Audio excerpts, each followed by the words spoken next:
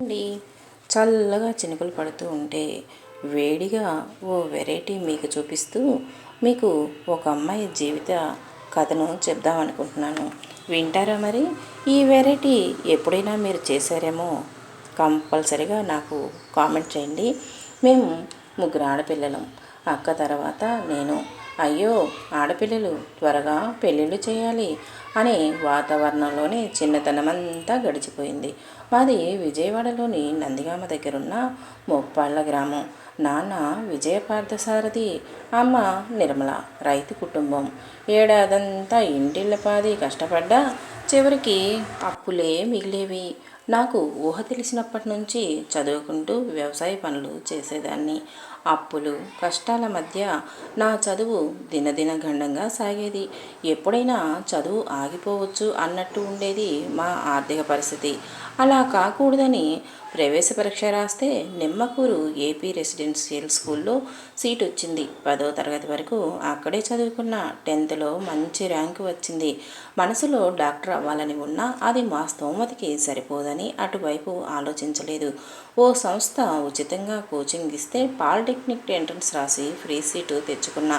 అలా హైదరాబాద్ వచ్చి పాలిటెక్నిక్లో టాపర్ని. దాంతో బీడీఎల్లో అప్రెంటిస్షిప్ వచ్చింది. కానీ ఖర్చులకి 1200 ఇచ్చేవారు. ఆ డబ్బులు ఎటూ సరిపోవని పరిస్థితి. దాంతో ఇంజనీరింగ్ కోసమని కామన్ ఎంట్రన్స్ టెస్ట్ రాశా. 11వ ర్యాంకు వచ్చింది. మంచి కాలేజీలో సీట్ వచ్చిన జేఎన్టీయూలో ఈవినింగ్ కాలేజీలో చేరా. ఇలా అయితే నాన్నపై ఆధారపడకుండా పగలు ఉద్యోగం చేసుకోవచ్చు కదా అని ఆశ. రోజంతా కంప్యూటర్ ఇన్స్టిట్యూట్లో పాఠాలు చెబుతూ సాయంత్రం కాలేజీకి వెళ్ళేదాన్ని. చదువు అవ్వగానే అదే జేఎన్టీయూలో లెక్చరర్గా చేరి ఐటీ ఉద్యోగం కోసం ప్రయత్నాలు మొదలుపెట్టా. బెంగళూరు ఐబీఎంలో ఉద్యోగం వచ్చింది. మంచి ప్యాకేజీ. కానీ నాకు ఇంకా చదవాలని ఉండేది. దాంతో ఉద్యోగం చేస్తూనే గేట్ రాశా. ఆల్ ఇండియా 143వ ర్యాంకు. ఆ స్కోర్కి BARC Bhabha atomic research centre నుంచి ఆహ్వానం అందింది. వాళ్ళు గ్రేడ్ సి సైంటిస్ట్గా ఉద్యోగం ఇచ్చి ఐఐటి చదువుకి స్పాన్సర్ చేస్తామని అన్నారు. కాకపోతే 3 ఏళ్ళు ఆ సంస్థ కోసం పనిచేయాలి. కానీ నాకు ఐటీ ఉద్యోగం అంటే ఇష్టం. అందుకే ఎంటెక్ కోసం ఐఐటి ఖరగ్పూర్లోని చేరిపోయా. ఆ సమయంలో 5000 స్టైపెండ్ వచ్చింది.